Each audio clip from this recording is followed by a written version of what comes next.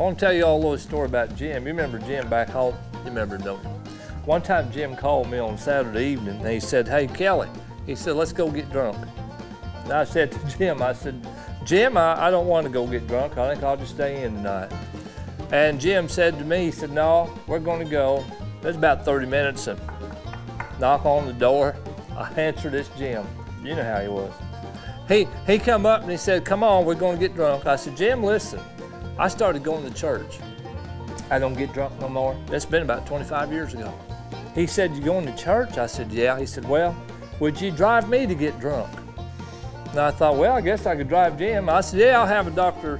Some Pop or something and we'll go, and you know, so I drove him down to Frog Holler. He went in, he got pretty wound up.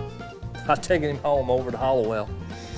And Ruby said about 1 o'clock, that's the end of it, boys, you gotta leave. We left. I'm taking him home and he got sick. Got sicker than a dog, man. Had to open the door and I said, Jim, don't throw up my truck. And he was all over, man. I had to pull over and he was sick. And it just kept going, and I was like, man, you okay? And I walked around the truck and he said, no, I didn't eat anything for supper. He said, I'm just sicker than a dog. So, oh. I said, man, I need to take you to the hospital. He said, no. I said, well, listen, Jim, I just started going to church. I'll pray for you.